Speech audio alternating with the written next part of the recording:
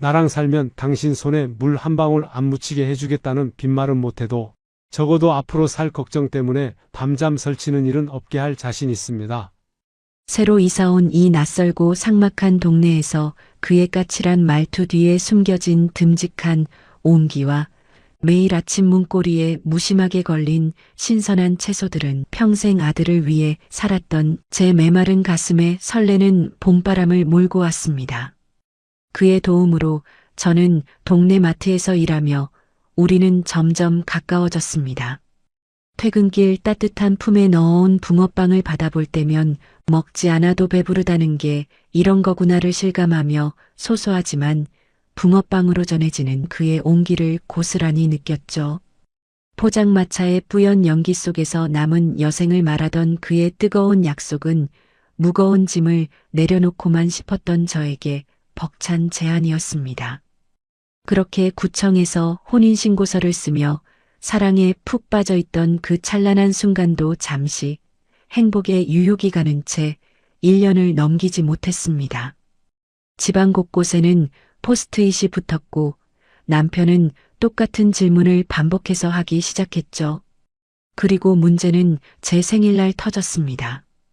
약속한 장소에 1시간이 넘도록 나타나지 않은 남편을 찾아 헤매던 제가 남편을 발견한 곳은 마트 창고였습니다. 그곳에서 저를 향해 누구냐고 소리 지르는 남편을 마주했죠. 이야기 시작 전에 꽃밭 인생 구독과 좋아요 꼭 한번 눌러주세요. 그럼 오늘의 사연 시작하겠습니다. 덜컹거리는 1톤 트럭 조수석에 앉아 창밖을 보는데 자꾸만 눈시울이 뜨거워졌어요. 지금까지 살면서 내 몸 하나 뉘어본 집이 몇 채였는지 손꼽아 보려다 이내 관두었죠. 이번 이사는 유독 마음이 시리고 아팠거든요. 하나뿐인 아들이 사업을 한답시고 집 보증금까지 털어먹었을 때 저는 원망보다 미안함이 앞서는 못난 어미였습니다. 아들의 뒷바라지를 위해 평생을 밖에서 고된 일을 하고 살며 손마디가 굵어지도록 일했는데 결국 남은 건 낡은 보따리 몇 개와 낯선 동네의 월세방뿐이었어요. 그렇게 저는 평생의 추억이 깃든 집을 뒤로하고 쫓겨나듯 이 낡은 동네로 흘러들어왔습니다. 이삿짐 트럭이 좁고 가파른 골목길을 억지로 비집고 들어갈 때마다 내 가슴도 덜컹거렸습니다. 트럭 옆면에 긁히는 전신주 소리가 마치 내 살점이 뜯겨나가는 소리 같았죠. 아들은 이사 전날까지도 딱 이번 한 번만 도와달라는 문자를 수십 통씩 보내왔지만 나는 도저히 답장을 할 수가 없었습니다. 아니, 사실은 분노보다 자책감이 더 컸던 것 같아요. 자식을 제대로 가르치지 못한 죄가 이렇게 무겁나 싶어 가슴이 미어지는 것 같았죠. 트럭이 멈춰선 곳은 서울 변두리의 낡은 주택가였어요. 다닥다닥 붙은 집들 사이로 가파른 계단이 보이고 길가에는 버려진 가구들이 흉물스럽게 놓여 있었죠. 제가 살게 될 집은 반지하를 겨우 면한 1층 방이었는데 곰팡이 냄새가 코끝을 찔렀어요. 이삿짐 센터 부를 돈도 아까워 용달차 아저씨와 둘이 함께 짐을 내리는데 무거운 장롱 모서리에 손등이 찍혀 이내 푸른 멍이 크게 들었습니다. 하지만 아픔을 느낄 새도 없이 짐을 옮기다 보니 입안에서는 단내가 나고 무릎은 자꾸만 꺾였어요. 그때 낡은 트럭 위에서 먼지 쌓인 앨범 하나가 툭 하고 바닥으로 떨어졌습니다. 그 안에는 아들의 돌잔치 사진부터 초등학교 입학식 때 찍은 빛바랜 사진들이 가득했죠. 그땐 이 아이가 내 인생의 전부였고 세상 그 무엇과도 바꿀 수 없는 유일한 희망이었는데 이제는 내 삶을 통째로 무너뜨린 가시가 되어 돌아왔네요. 눈물이 왈칵 쏟아지려는 걸 겨우 참으며 이삿짐 박스 사이를 헤집고 들어갔습니다. 그렇게 이사 진행이 한창 중일 때도 짐을 내리는 내내 이전 집주인은 보증금에서 깎을 수선비를 따지며 독촉 전화를 해댔고 용달차 아저씨는 혼자 하기에는 일이 너무 많다며 현장에서 추가 요금을 요구했죠.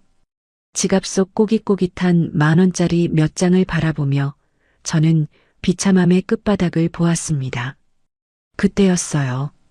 길 건너편 현주마트라고 적힌 낡은 간판 아래서 한 남자가 걸어 나왔습니다. 빳빳하게 다려진 작업복 조끼를 입고 머리카락 한 올 흐트러짐 없는 모습이 인상적이었죠. 그는 멀리서도 느껴질 만큼 매서운 눈빛으로 저희 쪽을 빤히 쳐다보더니 성큼성큼 다가왔습니다. 도와주러 오는 건가 싶어 내심 기대했지만 그 남자의 입에서 나온 말은 제 기대를 처참히 깨버렸어요. 보아하니 새로 이사 오시는 분 같은데 길가에 그렇게 짐을 늘어놓으면 동네 사람들 통행에 방해됩니다. 여기는 엄연히 사람이 다니는 길이지 개인 창고가 아니에요. 10분 내로 정리 안 하시면 구청에 신고하겠습니다. 참으로 야박하고 냉정한 목소리였어요. 71살은 되어 보이는 그 남자는 상당히 깐깐하게 굴며 이삿짐 위치를 지적했습니다. 안 그래도 몸과 마음이 지칠 대로 지친 상태였는데 처음 보는 사람에게 그런 훈계를 들으니 울컥 화가 치밀었죠. 저는 맺힌 땀을 닦으며 쏘아붙였습니다. 아니, 사람 사는 동네에 이사 오다 보면 잠시 그럴 수도 있지. 말씀이 너무하시네요. 저희도 지금 죽으림을 다해 옮기고 있는 거 안 보이세요? 좀 도와주지는 못할 망정 신고라니요. 제 외침에도 남자는 눈 하나 깜짝하지 않았어요. 오히려 주머니에서 수첩을 꺼내 무언가를 적는 신용을 하더니 차갑게 대꾸했죠. 원칙은 원칙입니다. 그리고 그쪽 상자는 그렇게 쌓으면 밑에 개 터집니다. 비켜보세요. 비전문가가 만지니 일이 더디지. 남자는 혀를 쯧쯧 차더니 갑자기 소매를 걷어붙였습니다. 그러고는 제가 낑낑대며 들던 무거운 박스들을 번쩍 들어 올려 집 안으로 옮기기 시작했어요. 말은 까칠하게 하면서도 손놀림은 어찌나 정확하고 빠른지 마치 기계가 움직이는 것 같았죠. 가구 수평이 맞지 않는다며 근처에서 나무 판자를 구해와 고여주고 엉망으로 꼬인 전선들까지 깔끔하게 정리해주는 모습에 저는 뭔가 싶어 넋을 잃고 말았습니다. 용달차 아저씨는 옆에서 뻘뻘 땀만 흘리는데 그 남자는 호흡 하나 흐트러지지 않고 일사천리로 이사를 도와주었죠. 1시간쯤 지났을까요? 어느덧 어수선하던 짐들이 제자리를 찾았습니다. 남자는 먼지 묻은 손을 탁탁 털더니 다시 무표정한 얼굴로 돌아왔어요. 저는 고마운 마음에 뭐라도 대접하고 싶어 가방을 뒤졌지만 그 흔한 음료수 한 병 없었습니다. 민망함에 고개를 숙이고 있는데 그가 마트로 돌아가더니 금방 다시 나타났어요. 그의 손에는 시원한 생수 한 병이 들려 있었습니다. 드세요. 먼지 많이 마셨을 텐데. 그리고 내일부터는 마트 앞 통로에 절대 물건 내놓지 마세요. 이번 한 번만 봐드리는 겁니다.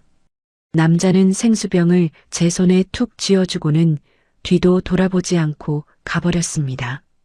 손바닥을 타고 전해지는 생수병의 차가운 기운이 신기하게도 뜨거웠던 가슴을 진정시켜 주었죠. 무심한 척하면서도 가장 필요한 것을 챙겨주는 그 남자의 뒷모습을 보며 저는 묘한 기분이 들었습니다. 이 낯설고 삭막한 동네에서 처음 느낀 온기였거든요. 저는 그가 건넨 생수병을 한참 동안 만지작거렸습니다. 저녁이 되자 집으로 잠시 찾아온 아들은 미안하다는 말 한마디를 남기고 바삐 떠났습니다. 텅 빈 방에 홀로 앉아 짐 정리를 하는데 벽지에 스며든 곰팡이 자국이 꼭 제 신세 같아 눈물이 났어요. 앞으로 어떻게 살아가야 할지, 당장 내일 먹을 쌀은 있는지 걱정이 태산 같았죠. 아들에게 보증금을 보태주느라 수중에 남은 돈은 푼돈뿐이었고 이 나이에 나를 써줄 곳이 있을까 싶어 밤잠을 설쳤습니다. 어둠 속에서 천장을 바라보며 한숨을 내쉬는데 낮에 본 그 남자의 칼 같은 옆모습이 머릿속을 스쳐 지나갔어요. 생각에 꼬리를 무는 것 같아 일찍 잠이나 자자며 전등 스위치를 누르는 순간 퍽 하는 소리와 함께 온 집안의 불이 일제히 꺼져버렸습니다. 낡은 배선이 문제를 일으킨 모양이었습니다. 칠흑 같은 어둠 속에 혼자 남겨지자 참아왔던 서러움이 툭 터지듯 폭발했습니다. 그런데 그때 갑자기 문 밖에서 누군가 규칙적으로 똑똑 문을 두드렸습니다. 거기 전기 나갔어요? 잠깐 나와봐요. 내가 차단기 확인해 줄 테니까. 짐을 옮겨주던 성태의 목소리였습니다. 그 단호하고 낮은 목소리가 들리는 순간 내 마음속을 꽉 채우고 있던 불안의 댐이 무너지는 것 같았습니다. 문을 열자 손전등을 든 성태가 무표정한 얼굴로 서 있었습니다. 그가 비추는 가느다란 손전등 불빛이 마치 내 어두운 인생의 마지막 동화줄처럼 보였습니다. 성태는 아무 말 없이 현관 옆 배전반을 열더니 능숙한 솜씨로 무언가를 만졌습니다. 잠시 후 지지직거리는 소리와 함께 집안에 다시 환한 불이 들어왔습니다. 갑자기 밝아진 조명 아래서 내 퉁퉁 부은 눈과 엉망이 된 몰골이 그대로 드러났습니다. 나는 창피한 마음에 고개를 돌렸지만 성태는 마치 아무것도 보지 못한 사람처럼 덤덤하게 손전등을 껐습니다. 이 동네 전기가 워낙 낡아서 그래요. 한꺼번에 많이 쓰면 종종 그런 일이 발생해요. 그리고 혼자 산다고 문단속 대충 하지 말고 저기 문고리 고정하는 거 내일 내가 다시 봐줄 테니까 꼭 걸고 지내고요. 그는 그 말만 남기고 뒤도 돌아보지 않고 어둠 속으로 유유히 걸어갔습니다. 그가 떠난 자리에는 아까 마트 조끼에서 나던 그 특유의 빳빳한 종이 냄새가 잔향처럼 남아 있었습니다. 나는 한동안 닫힌 문을 바라보며 멍하니 서 있었습니다. 늘 아들에게 남편에게 퍼주기만 하던 삶이었는데 생면부지의 타인에게서 받은 이 짧은 도움 하나가 이토록 따뜻하고 감사한 일인지 몰랐습니다. 비록 아들 때문에 모든 것을 잃고 도망치듯 온 동네였지만 이곳에서의 시작이 아주 절망적이지만은 않을 것 같다는 막연한 기대가 들었습니다. 내일은 마트에 들러 그 무심한 남자에게 인사라도 건네야겠다고 생각하며 나는 67회 중 가장 길고도 짧았던 하루를 마무리했습니다. 다음 날 아침 저는 일찍 눈을 떴습니다. 붓이 빠지지 않은 눈으로 거울을 보며 매무새를 가다듬었죠. 마트에 가서 어제 도움받은 것에 대해 정식으로 감사 인사를 해야겠다고 마음먹었습니다. 낡은 대문을 열고 나가자 길 건너편 마트 앞에서 진열대를 정리하고 있는 성태가 보였습니다. 그는 어제처럼 자로 잰 듯 정확하게 물건들을 배치하고 있었죠. 저는 심호흡을 크게 하고 길을 건넜습니다. 제 발소리를 들었는지 성태가 고개를 들었어요. 여전히 무뚝뚝하고 날카로운 눈빛이었지만 저는 이번엔 피하지 않고 그를 마주 보았습니다. 햇살이 그의 흰 머리칼 위로 쏟아지는데 어쩐지 어제보다 훨씬 부드러워 보였거든요. 저 어제는 정말 감사했습니다. 덕분에 이사도 잘하고 잠도 잘 잤네요. 제 인사에 성태는 대꾸도 없이 제가 어제 이사 온 집 쪽을 힐끗 쳐다봤습니다. 그러더니 아주 짧게 하지만 분명하게 대답했어요. 인사 들으려고 한 일 아닙니다. 일할 거 없으면 와서 이 박스나 좀 잡으시든가요. 그는 턱 끝으로 상자 더미를 가리켰습니다. 거절할 법도 한데 저는 이상하게도 그 말에 웃음이 나왔어요. 투박하기 짝이 없는 권유였지만 그 속에는 혼자 있는 노인네에 대한 배려가 숨어 있다는 걸 느꼈거든요. 저는 소매를 걷어붙이며 그에게 다가갔습니다. 제가 식당 일만 20년 넘게 해서 손은 빨라요. 시켜만 주세요. 제 말에 성태의 입꼬리가 아주 미세하게 떨렸습니다. 비웃음인지 아니면 아주 잠깐 비친 미소인지 알 수 없었지만 적어도 차갑지는 않았죠. 성태의 지시에 따라 마트 물건을 정리하며 저는 오랜만에 살아있다는 기분을 느꼈습니다. 그는 옆에서 잔소리를 멈추지 않았지만 그 목소리가 싫지 않았어요. 오히려 제 텅 빈 일상을 채워주는 활기찬 음악처럼 들렸죠.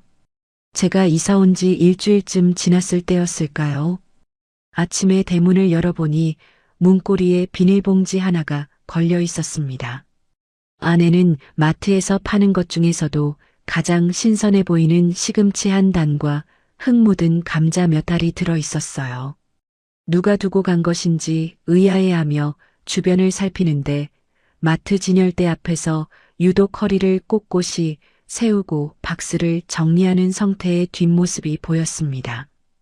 그는 제가 나온 것을 알면서도 고개 한번 돌리지 않았지만 귀끝이 살짝 붉어져 있는 걸 저는 놓치지 않았죠.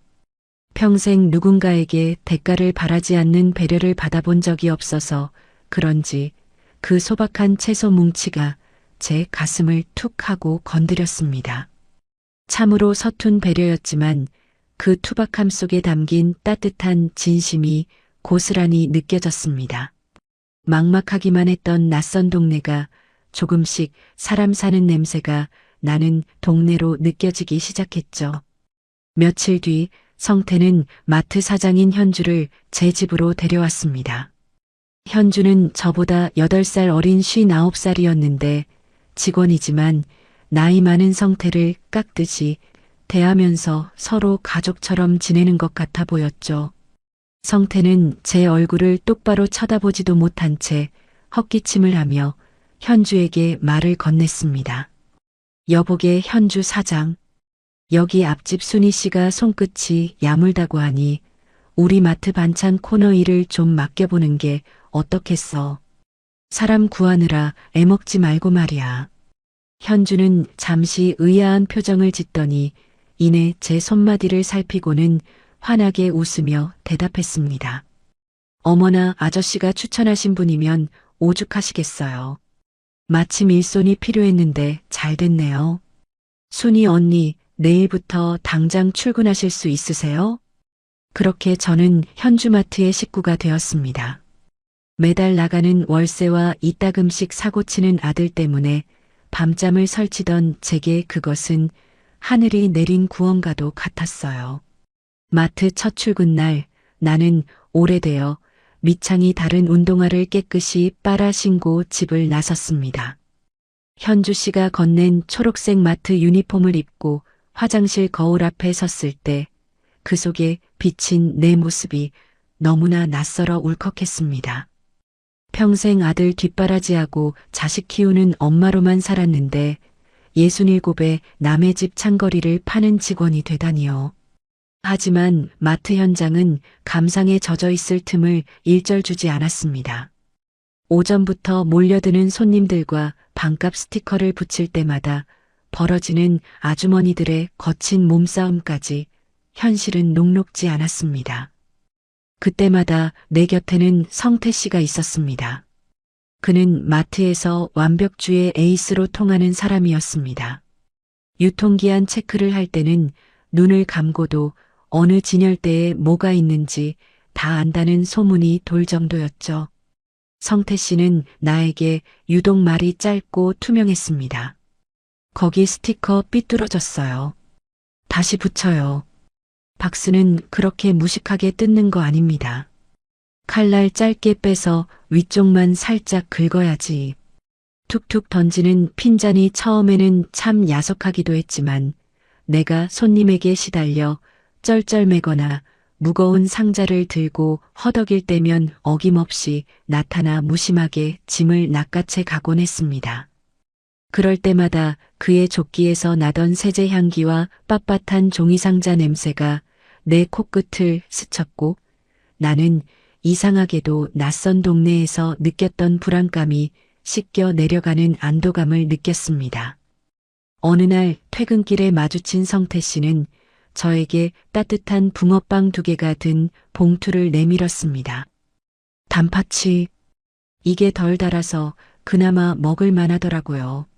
순이 씨 단 거 별로 안 좋아하는 것 같아서. 딴청을 피우며 내미는 그의 투박한 손이 참 따뜻했습니다. 그의 손등에 있는 굵은 핏줄이 내 손과 닮아 있어 왠지 모를 동질감마저 느껴졌습니다. 그날 이후 우리는 마트 일이 끝난 뒤 동네 작은 시장으로 구경 겸 산책을 가곤 했어요. 사람들의 시선을 의식하는 듯 멀찍이 떨어져 걷다가도 제가 길가의 돌부리에 걸려 휘청이면 번개같이 제 팔을 붙잡아 주었습니다. 그의 손은 거칠었지만 따뜻했고 그 온기가 제 가슴으로 스며들 때마다 저는 오랜만에 안도감을 느꼈어요. 어떻게 살아야 하나 앞길이 캄캄하기만 했는데 새로 이사 온 동네에서 이런 좋은 이웃을 만나게 되다니 정말 천만다행이라는 생각이 들었습니다. 성태는 공원 벤치에 앉아 제게 이런저런 동네 이야기를 들려주며 수줍게 웃어 보이곤 했는데 그 미소가 꼭 아이처럼 순수해 보여서 저도 모르게 마음이 놓였습니다. 한 번은 퇴근길에 가로등 불빛 아래서 저를 기다리고 있는 성태를 보았습니다. 겨울바람이 제법 쌀쌀한데도 그는 코끝이 빨개진 채로 가슴팍에 무언가를 소중히 품고 있었죠. 제가 다가가자 그는 깜짝 놀라며 품속에서 종이봉투 하나를 꺼내 밀었습니다. 순희 씨, 오다가 길에 있길래 그냥 샀습니다. 식기 전에 얼른 집에 가서 드세요. 이런 거 먹는다고 뭐 대단한 건 아니지만. 봉투를 받아드니 기분 좋은 온기가 손바닥을 타고 전해졌습니다. 이번에는 갓 구워낸 계란빵 2개가 들어있었어요. 제가 계란빵을 보며 빙그레 웃자 성태는 쑥스러운지 뒷머리를 긁적이며 서둘러 마트 쪽으로 걸음을 옮겼습니다. 그 뒷모습을 보는데 눈물이 핑 돌았어요. 평생 누군가 오직 저만을 위해 준비해준 따뜻한 음식이었거든요. 그게 저는 그 무엇보다 값진 보석 같았습니다. 마트의 현주 사장은 그런 우리 사이를 흐뭇하게 바라보면서도 가끔은 알 수 없는 표정을 짓곤 했습니다. 어느 날은 성태 씨가 이미 박스를 다 뜯어서 진열까지 완벽하게 끝낸 라면 코너 앞에 서 있었습니다. 그런데 그는 마치 귀신이라도 홀린 듯 멍한 표정으로 똑같은 새 박스를 다시 가져와 칼을 대려하고 있었습니다. 평소 1cm의 오차도 허용하지 않던 성태 씨라면 절대로 하지 않을 실수였죠.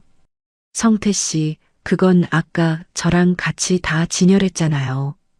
벌써 1시간도 더 된 일인데. 내 부름에 그는 마치 꿈에서 깬 사람처럼 소스라치게 놀라며 손에 든 칼을 떨어뜨릴 뻔했습니다. 그의 눈동자가 아주 짧은 순간 갈 곳을 잃고 사방으로 흔들리는 것을 나는 분명히 보았습니다. 맞다. 내가 요즘 잠을 좀 못 자서 정신이 없네. 허허, 이거 참. 순희 씨 민망하게 내가 왜 이러나 몰라. 그는 어색하게 웃으며 뒷머리를 긁적였지만 그의 이마에는 가느다란 식은땀이 맺혀 있었습니다. 저는 그저 그가 너무 무리해서 기력이 떨어졌나 보다 생각하며 넘겨버렸습니다. 나이가 들면 그럴 수도 있지. 깜빡깜빡하는 게 대수인가 싶었죠. 오히려 그런 성태의 모습이 인간미 있게 느껴져 제가 더 잘 챙겨야겠다고 다짐했습니다. 날이 갈수록 성태 씨의 유혹은 서툴렀지만 강력했습니다.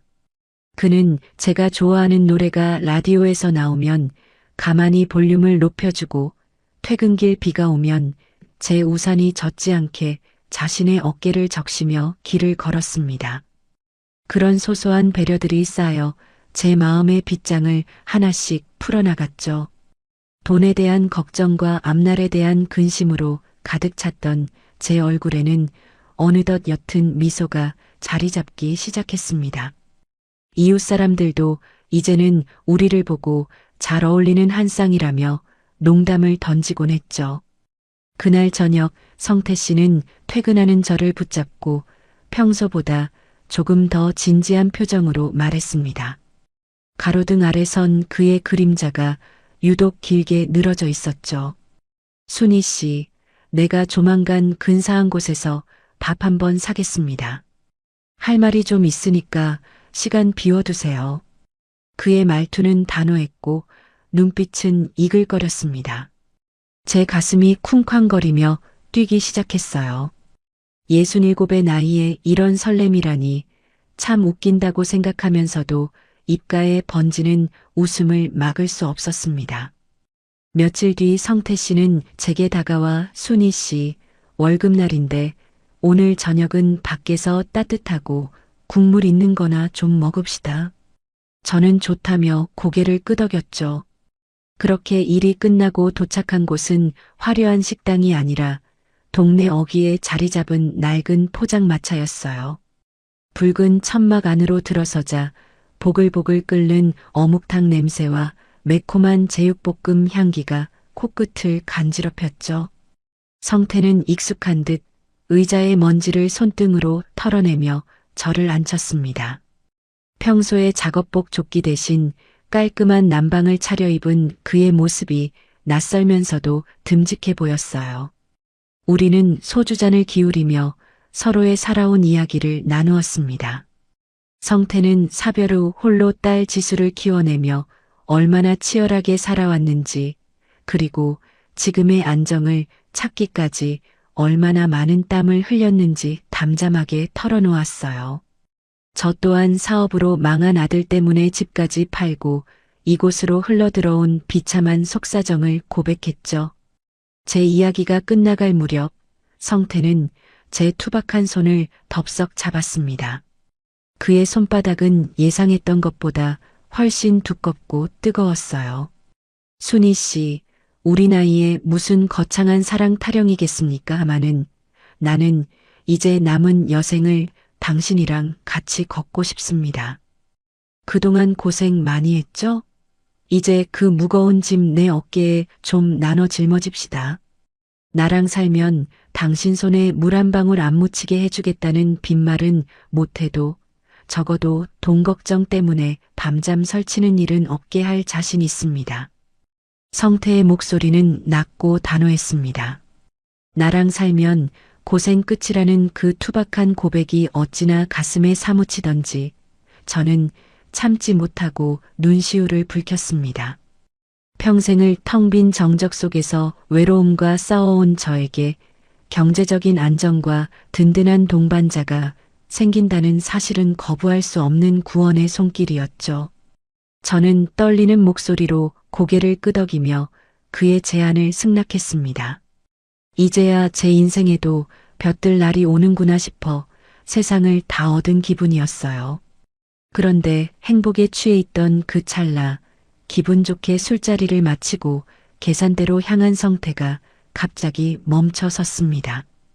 그는 주머니에서 지갑을 꺼내더니 카드를 집어들었는데 어찌된 일인지 카드를 단말기에 거꾸로 꽂으려 하며 쩔쩔매기 시작했어요. 처음에는 술 기운 때문인가 싶었지만 손이 미세하게 떨리는 것을 보았습니다. 평소 마트에서 계산대 일을 완벽하게 처리하던 에이스의 모습은 온데간데 없었죠. 그는 식은땀까지 흘리며 당황한 기색이 역력했습니다. 아니, 이게 왜 안 들어가는 거야? 이 기계가 고장 난 거 아니야? 성태는 괜히 주인장에게 버럭 화를 내며 목소리를 높였습니다. 평소라면 절대 하지 않았을 무례한 행동이었죠. 주인 아주머니가 황당하다는 듯 카드를 제대로 돌려 꽂아주자 성태는 얼굴이 홍당무처럼 붉어져서 서둘러 포장마차를 빠져나갔습니다. 뒤따라 나가는 제 등에 대고 주인 아주머니가 작게 혀를 차더군요. 저는 잠시 의아한 생각이 들었습니다. 하지만 성태 씨가 술이 좀 과했구나 싶었죠. 밤길을 걸어 돌아오는 길에도 성태는 한동안 말이 없었습니다. 평소처럼 꼿꼿하던 걸음걸이가 조금 휘청이는 것 같아 제가 팔짱을 끼자 그는 소스라치게 놀라며 제 손을 뿌리쳤습니다. 그러더니 이내 미안한지 제 어깨를 감싸 안으며 다시 부드러운 목소리로 속삭였어요. 순희 씨 미안해요. 내가 기분이 너무 좋아서 과했나 봅니다. 아까 그건 잊어버려요. 나 이래 봬도 현주마트에서 없어서는 안 될 사람인 거 알죠? 내일은 지수한테도 우리 소식 전할 겁니다. 내 딸 지수도 착해서 당신을 좋아할 거예요. 그의 다정한 말에 제 마음속을 스치던 짧은 의구심은 눈 녹듯 사라졌습니다. 그럼 나이 들면 자꾸 깜빡깜빡하기도 하고 손이 떨리기도 하는 거지. 너무 완벽한 사람이라 본인이 더 당황했나 보다. 그렇게 스스로를 다독이며 안심했습니다. 집 앞에 도착했을 때 성태는 제 손등에 가볍게 입을 맞추었습니다. 그의 입술에서 느껴지는 쌉싸름한 소주 냄새가 오히려 달콤하게 느껴질 만큼 저는 행복의 신기루에 취해 있었죠. 그는 제가 집 안으로 들어갈 때까지 문 앞을 지키고 서서 손을 흔들어 주었습니다. 방 안에 들어와 거울을 보니 발그레해진 제 얼굴이 10년은 젊어 보였습니다. 저는 성태가 잡아주었던 손바닥을 가슴에 얹고 깊은 잠을 청했습니다. 그날 밤 꿈속에서 저는 하얀 드레스를 입고 성태의 손을 잡은 채 끝없는 꽃길을 걷고 있었어요. 성태 씨가 함께 살자고 한 지 일주일이 지났을까요? 성태 씨는 제 손을 꼭 잡으며 다시 한번 말했습니다.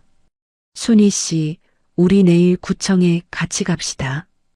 더 늦기 전에 확실하게 혼인신고하고 함께 살죠. 그 단호한 목소리에 저는 큰 안정감을 느꼈습니다. 다음날 구청으로 향하는 아침 햇살은 유난히도 눈부셨습니다. 저는 장롱 깊숙이 넣어두었던 화사한 분홍색 블라우스를 꺼내 입고 거울 앞에서 몇 번이고 머리를 만졌습니다. 곁에 선 남편은 여전히 꼿꼿한 자세로 감청색 양복을 차려입고 있었죠. 그는 제 손을 꽉 쥐며 듬직하게 웃어 보였습니다. 그 미소를 보며 저는 생각했습니다. 드디어 내 고단했던 인생에도 보상이 따르는구나. 이제는 자식 걱정 없이 발 뻗고 잘 수 있겠구나 하고 말입니다. 구청 입구에는 남편의 외동딸 지수가 기다리고 있었습니다. 40살이라던 지수는 단정한 옷차림에 선한 눈매를 가진 아주머니였어요. 지수는 저를 보자마자 환하게 웃으며 제 두 손을 덥석 잡았습니다.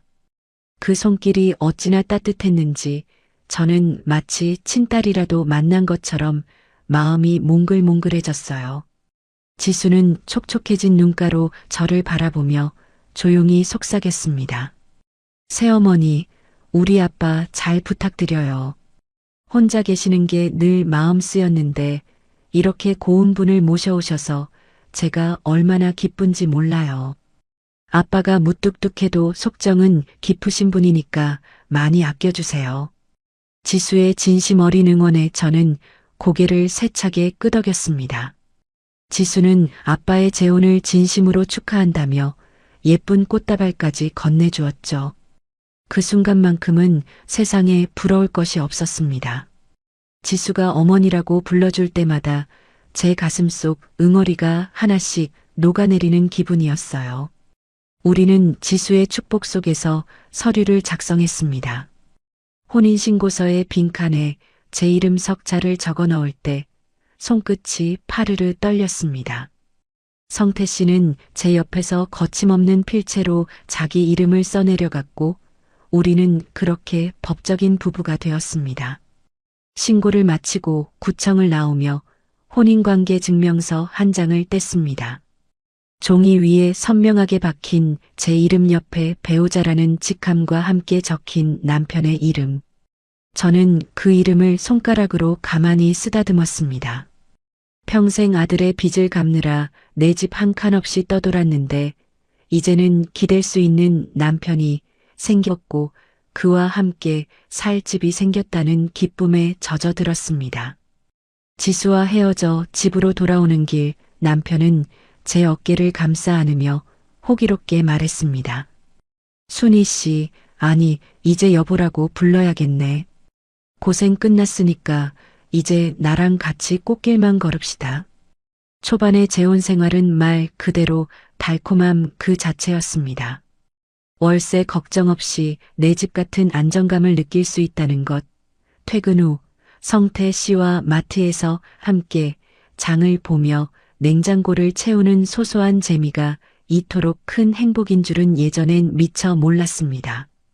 성태 씨는 퇴근하면 정갈하게 반찬을 담아 제 앞에 놓아주곤 했죠. 순희 씨 고생 많았는데 많이 들어요. 라는 다정한 말 한마디를 놓치지 않았죠. 이제는 이 사람을 온전히 믿고 내 남은 생을 다 맡기고 싶어졌습니다. 하지만 그 행복은 1년이 채가기도 전에 아주 조금씩 무너지기 시작했습니다. 처음엔 그저 나이 탓에 생기는 귀여운 건망증인 줄로만 알았습니다. 순희 씨, 오늘이 며칠이더라?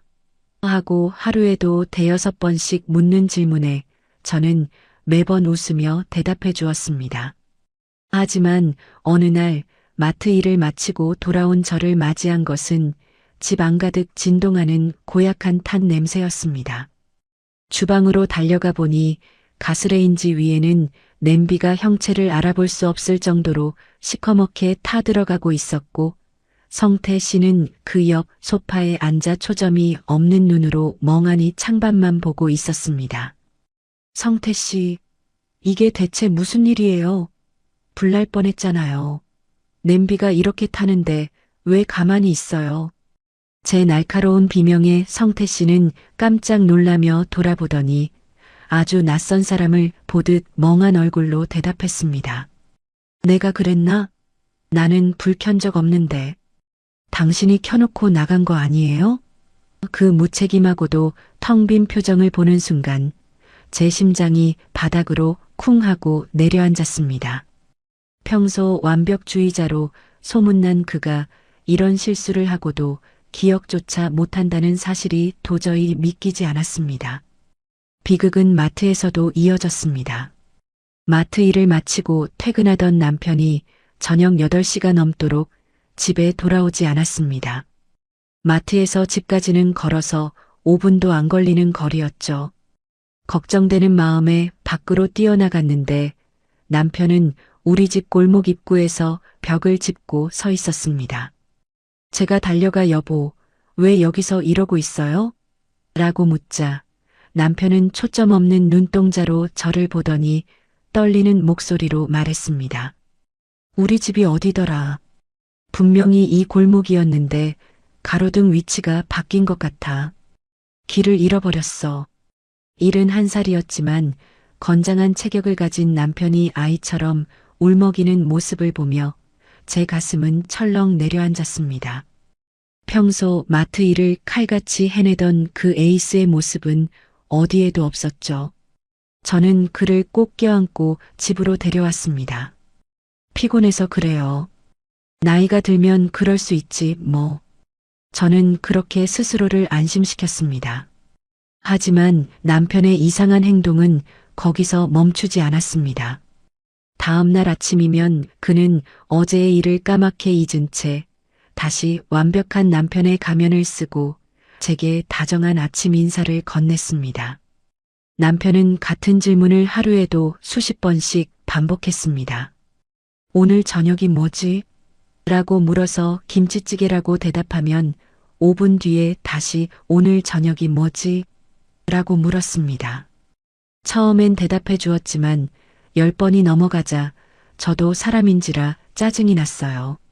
그런데 제가 짜증을 내면 남편은 아주 슬픈 눈을 하고 저를 쳐다봤습니다. 마치 제가 큰 잘못이라도 저지른 것처럼 말이죠. 그런 눈을 보면 또 마음이 약해져서 김치찌개예요. 여보라고 다시 대답하게 되었습니다. 마트 사장 현주는 그런 우리를 보며 묘한 미소를 짓곤 했습니다. 성태가 마트에서 거스름 돈을 잘못 내주거나 물건 위치를 헷갈려 할 때마다 현주는 조용히 다가가 수습했습니다. 그러고는 저를 향해 언니, 아저씨가 요즘 기운이 없나 봐. 언니가 옆에서 잘 챙겨줘요. 라고 말했습니다.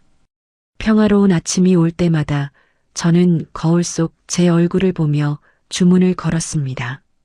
이제야 겨우 남부럽지 않은 가정을 꾸렸고 듬직한 남편과 상냥한 딸까지 얻었으니 나는 세상에서 가장 행복한 여자라고 말이죠. 하지만 그 행복의 신기루는 집안 곳곳에 붙기 시작한 노란 포스트잇 조각들 때문에 조금씩 더 크게 균열이 가고 있었습니다. 어느 날 잠에서 깨어 거실로 나오니 냉장고 문에 노란 종이가 붙어 있었어요. 정갈한 글씨로 우유는 왼쪽 세 번째 칸이라고 적혀 있었죠. 처음엔 그저 완벽주의자 성격인 남편이 자기만의 규칙을 세우는 줄로만 알았습니다. 71살 나이에 기억력을 높이려 노력하는 모습이 오히려 대단해 보이기까지 했으니까요. 그런데 시간이 지날수록 그 종이들은 집안을 점령하기 시작했습니다. 텔레비전 리모컨 위에는 전원은 빨간 버튼, 화장실 거울에는 세수는 비누칠 3번, 심지어는 현관문 안쪽에 신발은 코를 밖으로 향하게라는 쪽지까지 붙었죠. 집안 물건마다 깨알 같은 설명서가 붙은 모습은 마치 낯선 곳에 여행을 온 것 같은 기괴한 기분을 들게 했습니다. 하루는 제가 청소를 하다가 화장대 위에 놓인 빗의 위치를 아주 살짝 1cm 정도 옮겨 놓았을 때였습니다. 퇴근하고 돌아온 남편은 빗을 보자마자 얼굴이 불그락푸르락 달아오르더니 발작하듯 화를 냈습니다. 누구야? 이거 누가 건드렸어? 내가 분명히 여기 두라고 적어놨잖아. 당신 내 물건에 함부로 손대지 말라고 했지. 남편은 짐승 같은 소리를 지르며 빗을 집어 던졌습니다. 그런 무시무시한 눈빛은 처음 보았어요. 그 다정하던 사람이 고작 빗 하나 때문에 저를 잡아먹을 듯 노려보는 모습에 가슴이 철렁 내려앉았습니다. 평소에 남편이라면 상상도 못할 폭언이 쏟아졌고 저는 구석에 몰려 덜덜 떨 수밖에 없었죠. 하지만 더 이상한 건 그 다음이었습니다. 30분도 지나지 않아 남편은 다시 평소처럼 온화한 표정으로 제 곁에 다가와 사과를 건넸습니다. 여보, 미안해요. 내가 요즘 조금 피곤해서 좀 예민했나 봐요. 당신 많이 놀랐지? 내가 맛있는 거 사줄 테니까 기분 풀어요. 그는 방금 전의 분노는 기억하지 못하는 사람처럼 굴었습니다. 저는 그저 단순한 갱년기 증상이나 건망증이겠거니 생각하며 억지로 마음을 다독였습니다. 남편이 나이가 들면 그럴 수도 있지. 내가 좀 더 맞춰줘야지 하며 스스로를 위로했죠.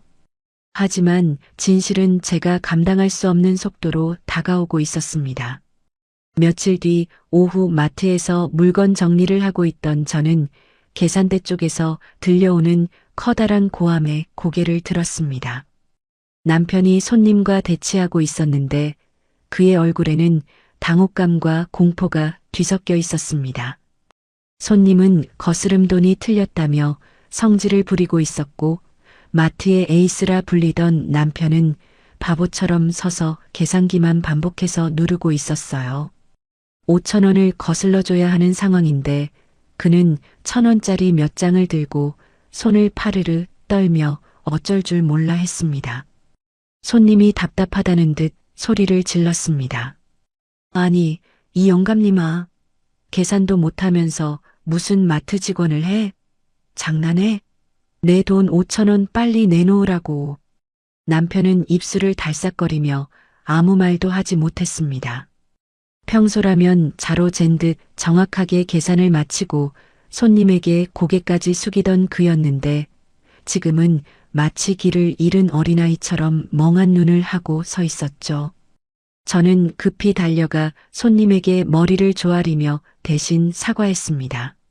남편의 떨리는 손을 꽉 붙잡았을 때 그의 손등은 얼음장처럼 차가웠어요. 남편은 제가 대신 수습하는 것을 보며 그저 바보같이 해해 웃고만 있었습니다. 그 웃음이 너무나 이질적이라 소름이 돋을 정도였죠. 사태가 진정된 뒤 남편은 구석에 앉아 자신의 손을 멍하니 내려다보았습니다. 저는 그런 그가 안쓰러워 따뜻한 차 한 잔을 건넸습니다. 하지만 제 머릿속에는 의문이 가득 차올랐죠. 도대체 무엇이 이 남자를 이렇게 무너뜨리고 있는 걸까? 퇴근 후 집에 돌아온 저는 남편이 잠든 사이 평소 그가 꺼내 먹던 약 상자를 몰래 열어보았습니다. 남편은 항상 비타민이라고 말하며 식후에 꼬박꼬박 약을 챙겨 먹었거든요. 상자 깊숙한 곳, 낡은 편지 봉투 속에 숨겨진 낯선 약병 하나를 발견했습니다. 라벨에는 이름도 생소한 약품명이 적혀 있었고 알 수 없는 노란 알약들이 가득 들어 있었습니다. 저는 급히 휴대전화를 꺼내 그 약의 이름을 검색해 보았습니다. 화면에 나타난 글자들을 본 순간 저는 숨이 턱 막히는 것 같았습니다. 그것은 인지 기능 저하를 늦춰주는 흔히들 말하는 치매 초기 환자들이 복용하는 약이었거든요. 제 손이 주체할 수 없이 떨리기 시작했습니다. 아니야, 그럴 리 없어. 성태 씨가 그럴 리가 없잖아.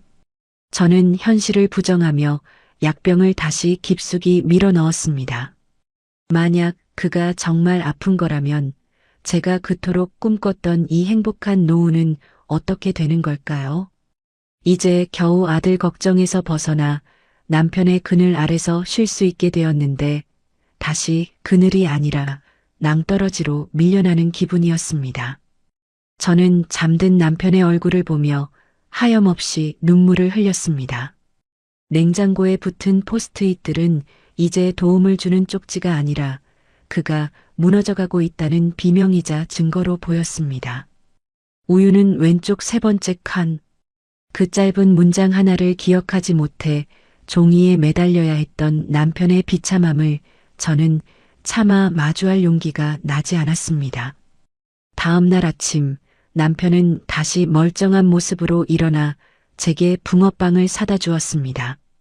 어제 마트에서 있었던 일도 빗을 던지며 화를 냈던 일도 전혀 기억하지 못하는 듯 했죠. 그는 제 입에 붕어빵을 넣어주며 다정하게 말했습니다. 순희 씨, 당신이 고생이 많네. 내가 돈 많이 벌어서 나중에 꼭 호강시켜 줄게. 저는 그 붕어빵을 씹으며 억지로 웃어 보였습니다. 입안 가득 퍼지는 달콤한 판 맛이 어찌나 쓰게 느껴지던지 목구멍으로 넘기는 것조차 고통스러웠어요. 그의 다정한 말들이 이제는 저를 안심시키는 게 아니라 언제 깨질지 모르는 살얼음판처럼 위태롭게 들렸습니다. 남편은 여전히 집안 곳곳에 새로운 포스트잇을 붙이고 있었습니다. 이제는 제 이름까지 적어 놓았더군요. 순이, 내 아내, 내가 지켜줘야 할 사람. 도저히 안 되겠다고 생각해 하루는 용기를 내어 성태 씨가 기분 좋아 보일 때 슬쩍 물어보았습니다. 성태 씨, 저기 약상자에 놓고 매일 먹는 노란 약은 무슨 약이에요? 혹시 어디 아픈 거면 나한테 말해줘요. 부부 사이에 숨기는 게 있으면 안 되잖아요. 성태 씨의 밝은 얼굴이 순간 딱딱하게 굳더니 제 눈을 피했습니다. 그거, 그냥 혈압약이에요. 나이 먹으면 다 한 움큼씩 먹는 거니까 신경 쓰지 마요. 그는 얼버무리며 서둘러 화제를 돌렸습니다. 저는 더 이상 묻지 않았습니다. 모르는 척하는 것이 우리 사이의 위태로운 평화를 지키는 유일한 방법이라 믿고 싶었으니까요. 그렇게 점점 더 우리 집은 노란 포스트잇으로 도배된 거대한 감옥이 되어가고 있었습니다. 제 67번째 생일은 유난히도 축축한 빗줄기와 함께 시작되었습니다. 아침부터 남편은 평소보다 더 활기찬 모습으로 제 어깨를 두드리며 말했죠. 오늘 저녁은 동네에서 제일 유명한 한정식 집에 예약해 두었으니 손에 물 한 방울 묻히지 말고 기다리라고요. 저는 그 말을 철석같이 믿었습니다. 집안 곳곳에 붙은 노란 포스트잇들과 남편의 수상한 알약 때문에 가슴 한구석이 늘 무거웠지만 오늘만큼은 그 모든 불안을 떨쳐내고 싶었습니다. 먼저 퇴근하는 저에게 그곳으로 바로 오라는 남편의 말에 집에 들러 예쁜 옷을 꺼내 입고 거울 앞에서 몇 번이나 얼굴을 다듬으며 단장을 했습니다. 거울 속에 비친 제 모습이 낯설었지만 입술에 감도는 붉은 빛을 보며 나도 아직 여자구나 하는 생각에 수줍은 미소가 지어졌습니다. 그렇게 남편이 알려준 한식당에서 남편이 오기만을 기다렸어요. 약속 시간인 7시가 다가오자 제 심장은 기분 좋게 두근거리기 시작했습니다. 하지만 7시가 지나고 7시 반이 되어도 남편은 오지 않았습니다. 밖에는 빗줄기가 굵어져 창문을 거세게 때리고 있었고 저는 핸드폰만 만지작거렸죠. 8시, 9시가 되도록 남편은 전화를 받지 않았습니다. 불길한 예감이 엄습했습니다. 혹시 오는 길에 사고라도 난 건 아닐까, 아니면 또 길을 잃어버린 건 아닐까 하는 생각에 입술이 바르르 떨렸어요. 저는 결국 얇은 겉옷 하나만 걸친 채 빗속으로 뛰어나갔습니다. 신발이 젖는 줄도 모르고 한정식 집에서 우리 집까지, 그리고 평소 남편이 다니던 산책로를 미친 사람처럼 헤매고 다녔습니다. 혹시 마트 조끼 입은 키 큰 노인네 못 보셨어요? 파출소 앞 버스 정류장, 우리가 자주 가던 공원 벤치까지 샅샅이 뒤졌지만 어디에도 그는 없었습니다. 심장이 터질 것 같고 다리는 후들거렸습니다. 마지막으로 혹시나 하는 마음에 불 꺼진 현주마트로 향했습니다. 셔터가 반쯤 내려간 마트 뒤쪽 창고에서 불빛과 함께 부스럭거리는 소리가 들려왔습니다. 저는 홀린 듯 셔터 틈새를 기어 들어갔습니다. 어두컴컴한 마트 창고, 눅눅한 먼지 냄새와 비린내가 뒤섞인 그곳에 성태 씨가 있었습니다. 그런데 제가 알던 성태 씨가 아니었습니다. 그는 미친 사람처럼 박스더미 사이에 주저앉아 라면 박스며 과자 봉지들을 손톱이 빠져라 뜯어내고 있었습니다. 물건을 정리하는 게 아니라 무언가에 쫓기는 짐승처럼 마구잡이로 해체하고 있었죠. 제가 여보, 여기서 뭐 하는 거예요? 라고 비명을 지르며 다가가자 남편이 천천히 고개를 들었습니다. 그런데 저를 바라보는 그 눈빛이 생전 처음 보는 사람처럼 낯설고 섬뜩했습니다. 눈동자에는 초점이 없었고 입가에는 알 수 없는 침방울이 맺혀 있었어요. 그는 저를 보더니 갑자기 짐승 같은 소리를 지르며 뒤로 물러났습니다. 누구야? 당신 누구야? 여기는 직원만 들어올 수 있는 곳인데 당신이 왜 여길 들어와? 당장 나가. 도둑이야. 도둑놈이 들어왔다. 남편의 목소리는 갈라져 있었고 눈빛엔 광기가 서려 있었습니다. 저는 충격에 휩싸여 그 자리에 얼어붙고 말았습니다. 여보, 나예요, 순이. 오늘 내 생일이잖아요. 우리 밥 먹기로 했잖아요. 제가 울먹이며 그의 손을 잡으려 하자 남편은 제 손을 거칠게 뿌리치며 옆에 있던 빈 상자를 저에게 집어 던졌습니다. 그의 얼굴은 공포로 일그러져 있었고 그 모습은 제가 사랑했던 듬직한 남편이 아니었습니다. 그 완벽했던 남자가 나를 지켜주겠다던 그 든든한 산이 이렇게 한순간에 무너져 내릴 줄은 몰랐습니다. 저는 빗물에 젖어 덜덜 떠는 남편을 억지로 껴안았습니다.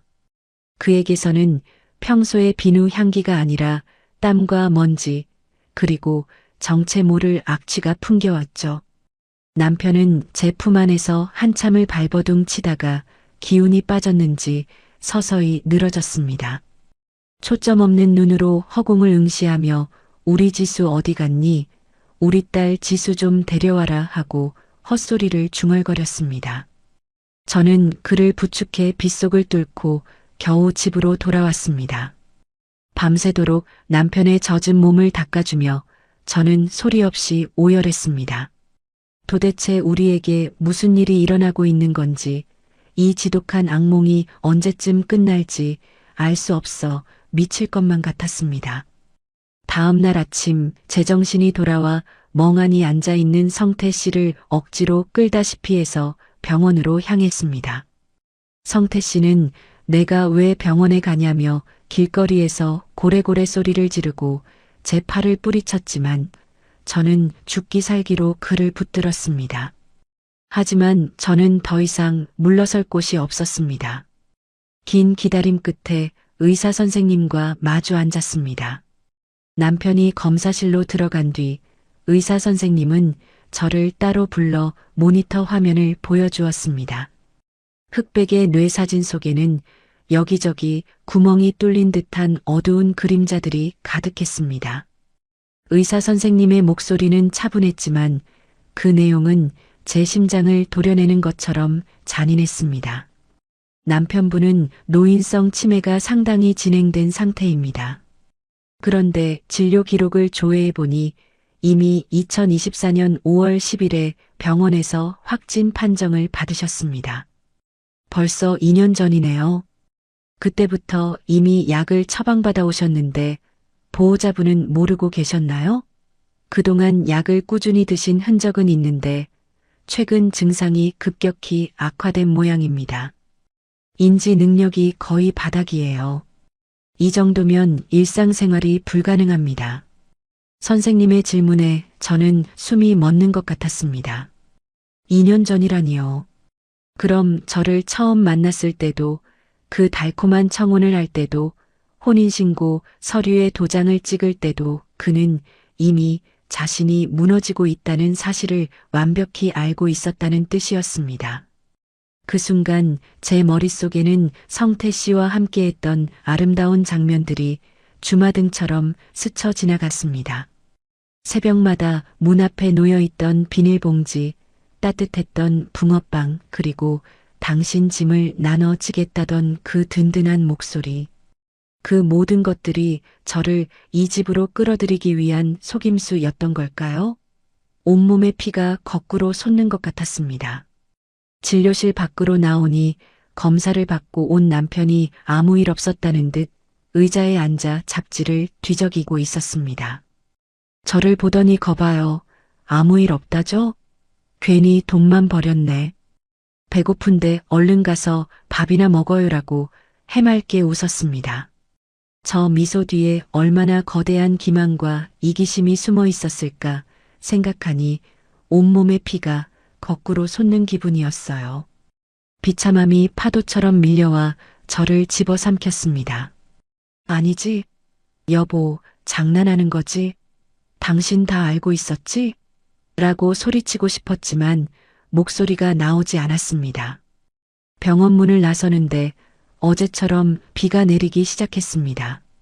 남편은 제 옆에서 우산도 안 가져왔는데 큰일이네. 내가 가서 우산 하나 사올게라며 다정하게 굴었습니다. 저는 그를 붙잡지도 못한 채 멍하니 빗속에 서 있었습니다. 이제야 알 것 같았습니다. 제가 발견했던 그 노란 알약들, 집안 곳곳의 포스트잇들, 그리고 마트 사장 현주의 그 묘한 미소까지. 남편의 뒷모습을 보며 저는 병을 숨겼다는 분화 배신감에 몸을 떨었습니다. 나를 사랑해서 결혼한 게 아니라 죽어가는 자신의 정신을 수발해줄 노예가 필요했던 걸까요? 저를 진심으로 사랑했던 건 맞을까요? 혼란스러운 생각들에 머리가 터질 것 같았습니다. 하지만 제 수중에는 돈 한 푼 없었고 갈 곳도 없었습니다. 아들은 여전히 사고를 치고 다녀 저를 도와줄 형편이 못 되었죠. 당신이 나한테 어떻게 이럴 수 있어. 당신 인간도 아니야. 속으로 수만 번을 외쳤지만 현실은 냉혹했습니다. 남편은 우산을 사들고 돌아와 제 어깨를 감싸 안았습니다. 순희 씨, 감기 걸려요. 얼른 가요. 그 다정한 목소리가 이제는 무섭게만 들렸습니다. 저는 그의 품 안에서 뻣뻣하게 굳은 채 길을 걸었습니다. 병원에서 돌아온 날 밤 서울 변두리의 낡은 주택가는 평소보다 더 무거운 침묵에 잠겨 있었습니다. 저는 뜬 눈으로 밤을 지새우며 천장의 얼룩을 하염없이 바라보았죠.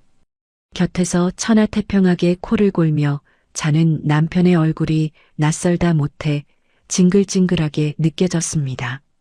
이 남자는 2024년 5월에 이미 치매 판정을 받고도 저를 속였습니다. 아니, 저뿐만 아니라 온 세상을 속이며 완벽한 남편 연기를 해온 것이죠. 억울함에 가슴이 터져나갈 것 같아 새벽 5시가 되자마자 남편의 딸 지수에게 전화를 걸었습니다. 그래도 피부치니까 이 비참한 진실을 알면 대책을 세워줄 거라 믿었거든요. 하지만 수화기 너머로 들려오는 지수의 목소리는 제가 기대했던 위로와는 한참 거리가 멀었습니다. 어머니, 사실은 저도 다 알고 있었어요. 아빠가 작년에 재혼하신다고 했을 때 병원 기록 보고 얼마나 가슴을 쓸어내렸는지 몰라요.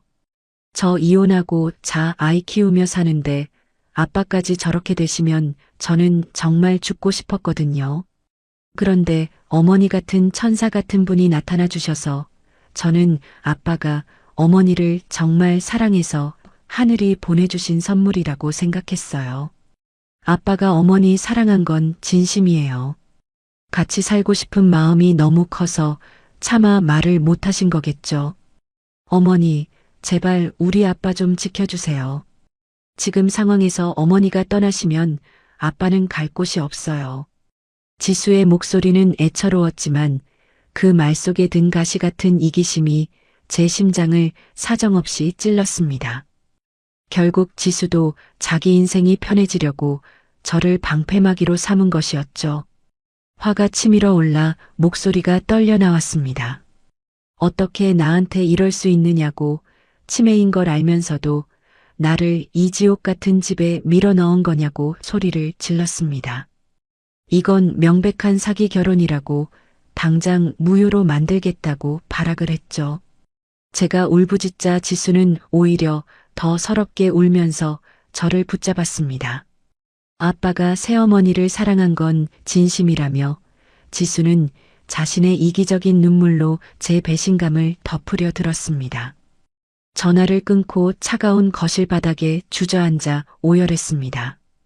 어떻게 모두 나한테 어떻게 이럴 수 있냐고 벽을 치며 울부짖었지만 돌아오는 건 공허한 메아리 뿐이었죠. 현실은 생각보다 더 냉혹하고 비참했습니다. 당장 짐을 싸서 집을 나가고 싶어도 다시 갈 수 있는 곳이라고는 원래 살던 앞집뿐이었습니다. 제가 일을 한다 해도 지금은 성태 씨랑 같이 일하며 번 돈과 성태 씨 연금으로 살고 있는데 그것들이 다 원상복귀 되는 상황이었죠. 사업한답시고 제 보증금까지 날려먹은 아들은 여전히 사고를 치고 다니며 오히려 저한테 손을 벌리는 처지였고 친정 형제들과는 연락이 끊긴 지 10년이 넘었습니다. 제가 이 문을 박차고 나가는 순간 과거로 다시 돌아간다는 사실이 두렵게만 느껴졌죠. 만약 남편을 요양원에 보내려 해도 남편의 연금은 전부 요양원비로 들어가게 되겠죠. 남편과 구청에 가서 혼인신고를 하던 날 제 이름 옆에 그의 이름이 적히는 것을 보며 인생의 승리자가 된 기분이었는데 알고 보니 그것은 저를 평생 이 집에 묶어둘 무거운 쇠사슬이었습니다. 법적으로 부부가 된 이상 저는 이제 그의 유일한 부양 의무자가 되어버린 것이죠. 남편은 아무것도 모른다는 듯 거실로 나와 제 어깨를 주무르며 말했습니다. 순희 씨, 왜 아침부터 울고 그래? 무슨 일 있어? 내가 당신 힘들게 한 거야? 그 다정한 목소리가 이제는 족쇄처럼 느껴져 온몸에 소름이 돋았습니다. 저는 남편의 손을 거칠게 뿌리쳤습니다. 만지지 마요. 당신 다 알고 있었잖아요. 나 속이고 이용한 거죠. 제가 발악을 해도 남편은 그저 멍한 표정으로 저를 바라볼 뿐이었습니다. 그는 가끔 제정신이 돌아오는 척하며 연기를 하는 것인지 아니면 정말로 기억을 잃은 것인지 구분조차 되지 않았습니다. 배신감과 증오, 그리고 분노가 소용돌이치며 제 속을 시커멓게 태웠습니다. 하지만 이 집을 나갈 수 없다는 현실이 저를 더욱 비참하게 만들었죠. 저는 이제 아내가 아니라 치매 간병인이 되었습니다. 지수는 일주일에 한두 번 전화를 걸어 어머니 고생 많으신 거 알아요. 제가 나중에 꼭 보답할게요라는 영혼 없는 빈말만 늘어놓았습니다. 그럴 때마다 저는 수화기를 집어 던지고 싶은 충동을 간신히 참아냈습니다. 남편의 증세는 병원에 다녀온 이후 급격히 악화되었습니다. 마치 이제는 더 이상 완벽한 척 숨길 필요가 없다는 듯 그는 이따금씩 제가 자기 돈을 훔쳐갔다며 망상을 보이기 시작했습니다. 내 통장 어디 갔어? 이 도둑년이 내 돈 다 빼돌렸지? 남편은 제 머리채를 잡으려 들었고 저는 그 손을 피하며 세탁실 구석으로 숨어들었습니다. 이 나이에 이런 수모를 겪게 될 줄은 꿈에도 몰랐습니다.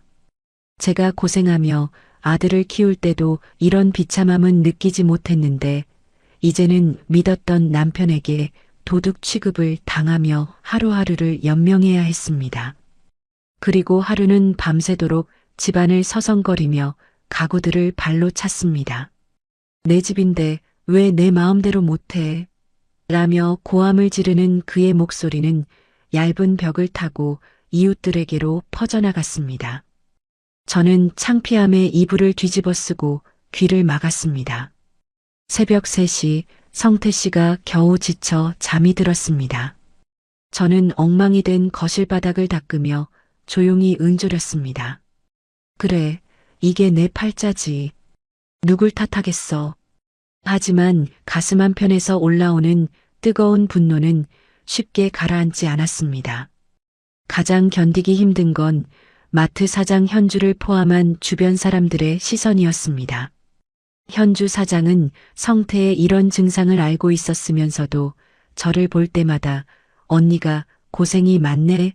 그래도 남편 복은 타고났어. 아저씨가 언니밖에 모르잖아라며 제 가슴에 대못을 박았습니다. 남편의 증상이 심해져 더 이상 남편은 마트에서 일하기가 힘들어져 저 혼자 일을 할 수밖에 없었죠. 남편의 연금에 현주마트에서 저 혼자 일하며 받는 푼돈으로 약값을 대고 생활비를 내면 딱 떨어지는 생활이었죠. 저는 이제 탈출구 없는 이 집에서 오늘을 버티고 내일을 견디는 것 외에는 선택지가 없음을 뼈저리게 깨달았습니다. 수중에 가진 여윳돈은 없고 친아들에게도 도움을 받지 못하는 처절한 고립 속에서 저는 매일 밤 도대체 어떻게 해야 하나 생각했습니다. 배신감에 몸서리치면서도 남편의 밥수저를 챙기고 그가 흘린 음식물을 닦아내야 하는 이 비극적인 상황이 언제쯤 막을 내릴 수 있을까요? 고개를 돌리니 남편은 거실 소파에 앉아 텔레비전을 보며 바보처럼 웃고 있습니다. 저는 그 뒷모습을 보며 부엌 식칼을 만지작거리다가 이내 힘없이 내려놓습니다. 증오마저 지쳐버린 무거운 침묵만이 집안을 가득 채웁니다. 이게 내가 그토록 바랐던 안정이었나? 이게 내가 꿈꿨던 행복의 결말이었나? 생각하면 가슴이 찢어집니다. 밤하늘에는 별 하나 보이지 않았습니다. 오직 낡은 가로등만이 깜빡거리며 위태로운 빛을 내뿜고 있었죠. 제 인생도 저 가로등처럼 곧 꺼져버린 것만 같아 두려웠습니다.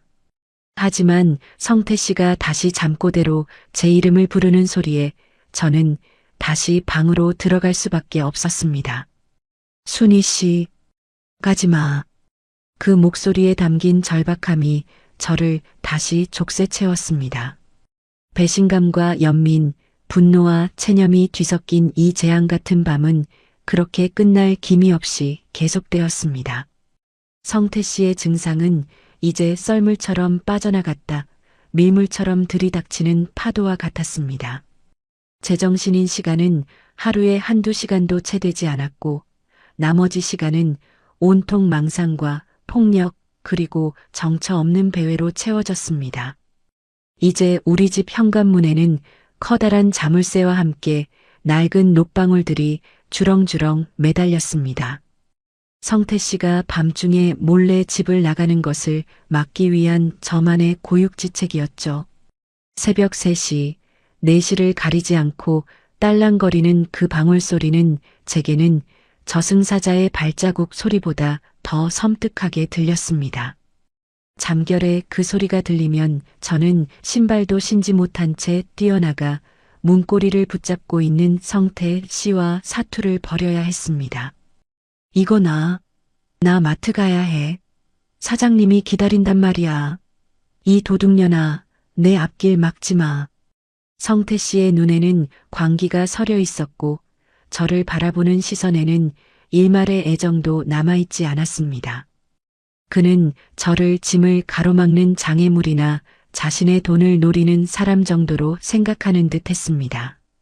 저를 밀치고 핥히는 그의 손길에 제 팔과 목에는 늘 시퍼런 멍 자국과 긁힌 상처가 가시지 않았습니다.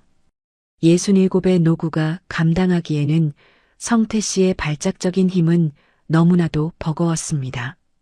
하지만 저를 더욱 힘들게 하는 것은 육체적인 고통이 아니라 동네 사람들의 차가운 시선이었습니다. 아이고, 순희 씨. 남편이 저 지경인데 어떻게 집에서 데리고 살아? 요양원이라도 보내야지. 어느 날 쓰레기를 버리러 나간 길에 만난 이웃 여자의 말은 제 가슴을 후벼 팠습니다. 그들은 요양원 비용이 한 달에 얼마인지 그 돈을 감당하기 위해 제가 어떻게 살아야 하는지 관심이 없었습니다. 그저 밤마다 들리는 고함 소리가 자신들의 단잠을 방해하는 것이 짜증날 뿐이었죠. 마트 사람들도 이제는 저를 피하기 시작했습니다. 성태 씨가 마트에 들이닥쳐 진열대를 뒤엎고 손님들에게 욕설을 퍼부은 사건 이후로 사람들도 학을 떼기 시작했죠. 아침이면 남편은 아무 일도 없었다는 듯 거실 소파에 앉아 텔레비전을 멍하니 바라보았습니다. 입가에는 침이 말라붙어 있었고 초점 없는 눈으로 화면을 응시하며 바보 같은 미소를 지었죠. 저는 그 뒷모습을 보며 밥상을 차렸습니다. 정성스럽게 끓인 국을 내놓아도 그는 숟가락으로 국물을 사방에 튀기며 투정을 부렸습니다. 이게 사람이 먹는 거야? 나를 죽이려고 독을 탄 거지. 남편은 밥상을 뒤엎었고 바닥에 흩어진 밥알들을 보며 저는 가슴이 찢어지는 비참함을 느꼈습니다. 제가 왜 이런 삶을 살아야 하는지, 도대체 제 인생 어디서부터 잘못된 것인지 알 수가 없었습니다. 마트 사장 현주는 가끔 반찬거리를 들고 찾아와 저를 위로했지만 그 눈빛에는 안도감이 서려 있었습니다. 성태라는 무거운 짐을 제가 떠맡아준 덕분에 자신은 평화롭게 마트를 운영할 수 있다는 사실에 감사하고 있는 것 같았죠. 언니, 그래도 아저씨가 언니를 정말 사랑하잖아요. 아플 때 곁에 있어주는 게 진짜 사랑이지. 그놈의 사랑. 맞습니다. 그때는 사랑이었을 수 있죠. 그리고 그만큼 절 놓치기 싫었을 수 있었다고 생각이 되다가도 한 번씩 집을 쑥대밭을 만들 때면 그런 생각은 커녕 나를 속이고 기만했다는 생각에 화가 치밀어 올랐습니다. 남편의 딸 지수는 한 달에 한 번 얼굴을 비칠까 말까 했습니다. 어쩌다 집에 오면 어머니, 아빠 얼굴이 많이 좋아지셨네요. 다 어머니 덕분이에요라며 입에 바른 소리를 늘어놓고는 아이 학원 시간을 핑계로 서둘러 도망치듯 집을 나섰습니다. 지수가 가져온 것은 고작 비타민 한 통과 싸구려 롤케이크 하나뿐이었죠. 지수가 떠난 뒤 남편이 다시 난리를 치기 시작하면 그 모든 감당은 오로지 제 몫이었습니다. 저는 지수에게 전화를 걸어 더 이상은 못하겠다고 제발 아버지를 요양원에 모시자고 애원했습니다. 하지만 지수의 대답은 언제나 똑같았죠. 어머니, 요양원이 얼마나 무서운 곳인지 아시잖아요. 아빠가 거기 가면 금방 돌아가실 거예요. 그리고 아빠 연금으로 어머니 생활비 하셔야 하는데 요양원 보내면 어머니는 어떻게 사시려고 그래요? 그냥 조금만 더 참아주세요. 아빠가 새어머니를 얼마나 의지하는데요. 지수의 목소리는 상냥했지만 그 내용은 저를 벼랑 끝으로 밀어넣는 거나 다름없었죠. 결국 제가 이 집을 나가지 못하는 이유가 돈 때문이라는 사실을 지수는 정확히 꿰뚫고 있었던 것이죠. 남편의 연금이 끊기면 제 생활도 다시 과거로 돌아가게 될 테니까요. 남편의 폭력성은 날로 심해져 이제는 길거리에서 아무나 잡고 행패를 부리기 시작했습니다. 지난주에는 마트 앞을 지나가는 남자를 보고 자기 돈을 훔쳐간 도둑이라며 멱살을 잡았습니다. 저는 사람들에게 고개를 조아리며 죄송하다는 말을 수백 번도 넘게 반복했죠. 어느 날 오후 창밖으로 지는 해를 보며 멍하니 앉아 있었습니다. 노을이 붉게 타오르는데 그 모습이 마치 제 속이 타들어가는 것 같아 가슴이 미어졌습니다. 그때 남편이 아주 오랜만에 정말 기적처럼 제정신이 돌아온 듯한 목소리로 저를 불렀습니다. 순희 씨, 거기 서서 뭐해? 이리 와서 좀 웃어봐. 당신 처음 만났을 때 그 웃는 모습이 참 예뻤는데 왜 요즘은 통 웃지를 않아? 남편의 목소리는 예전처럼 부드러웠고 저를 바라보는 눈빛도 맑았습니다. 하지만 저는 그 목소리를 듣는 순간 심장이 멎는 것 같은 고통을 느꼈습니다. 그 다정한 한마디가 저를 위로하는 것이 아니라 지금까지의 모든 고통을 비웃는 것처럼 들렸거든요. 저는 천천히 고개를 돌려 남편을 바라보았습니다.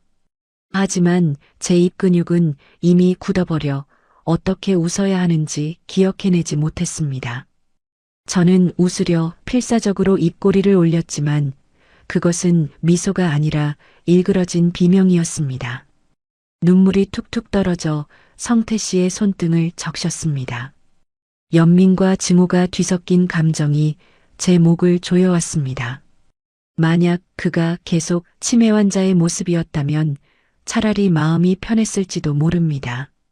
하지만 이렇게 찰나의 순간 돌아오는 그의 따뜻한 원래의 인간적인 모습은 저를 더 깊은 죄책감과 절망으로 몰아넣었습니다. 하지만 결국 저는 요양원 상담을 받으러 다니기 시작했습니다. 이대로는 제가 먼저 미쳐 죽을 것 같았거든요. 남편 연금이 다 날아가고 남편의 집을 담보로 대출을 받는 한이 있더라도 이 괴물 같은 생활에서 벗어나야만 했습니다. 저는 집에서 조금 떨어져 있는 요양원 상담실 문을 두드렸습니다. 상담사 앞에 앉아 남편의 상태를 설명하는 제 목소리는 건조하고 무미건조했습니다. 이제 도저히 안 되겠어요. 제가 이 사람을 죽이거나 제가 죽거나 둘 중 하나일 것 같아서 왔습니다. 상담사는 익숙하다는 듯 고개를 끄덕이면서 무심한 표정으로 입소 비용과 준비 서류를 읊어댔습니다. 설명을 다 듣고 나니 언제까지 낼지 모르는 그 모든 비용을 감당하려면 남편의 집을 내놓고 다시 그 낡고 곰팡이 핀 앞집 단칸방으로 돌아가야 했습니다. 하지만 저는 결심했습니다. 나도 살고 이 사람도 살려면 지금은 이게 최선이라고요. 집으로 돌아오는 길, 시장통에서 들려오는 사람들의 활기찬 목소리가 저를 더욱 비참하게 만들었습니다. 집에 도착해 남편의 얼굴을 보았습니다. 그는 거실 바닥에 앉아 포스트잇 조각들을 손으로 찢으며 아이처럼 놀고 있었습니다. 한때는 완벽한 계획을 세우던 그 정갈한 손이 이제는 쓰레기를 만드는 손이 되어버렸죠. 저는 그 모습을 보며 제가 그토록 바랐던 노후의 안정이란 것이 얼마나 덧없는 신기루였는지 깨달았습니다. 여보, 이제 우리 그만하자. 당신도 나도 여기서 더 버티는 건 지옥이야. 제 말에 남편은 알아듣지 못하는 듯 멍하니 저를 보며 웃었습니다. 저는 그를 원망할 기력조차 남아있지 않았습니다. 증오도 사랑도 모두 타버리고 남은 것은 오로지 허망함 뿐이었죠. 밤이 깊어 성태 씨가 잠든 모습을 지켜보며 저는 짐을 싸기 시작했습니다. 그의 낡은 옷가지들과 포스트잇으로 도배된 일기장을 챙기며 저는 제가 가졌던 소박한 행복의 꿈이 얼마나 허무하게 무너졌는지 실감했습니다. 성태 씨를 요양원에 맡기고 저는 저만의 길을 찾아 떠날 것입니다. 그것이 배신이라 해도 상관없습니다. 저는 살고 싶었습니다. 제가 도저히 그를 버텨낼 체력도 마음의 여유도 남지 않았거든요. 가로등 불빛이 방 안으로 희미하게 들어와 잠든 성태 씨의 얼굴을 비추었습니다. 그 모습은 너무나 평온해서 마치 아무 일도 없었던 것처럼 보였습니다. 여러분, 황혼의 재혼은 단순한 감정의 결합을 넘어 서로의 남은 생을 온전히 의탁하는 중대한 결정인 만큼 자신의 치명적인 결점이나 질병까지도 투명하게 공유하는 정직함이 신뢰의 절대적인 밑바탕이 되어야 합니다. 오늘의 이야기에 대한 여러분의 생각도 댓글로 편하게 나눠주세요. 그리고 내용이 마음에 와 닿으셨다면 구독과 좋아요, 그리고 알림 설정을 통해 더 많은 이야기에 함께 해주세요. 다음에 더 좋은 이야기로 찾아뵙겠습니다. 꽃밭 인생이었습니다.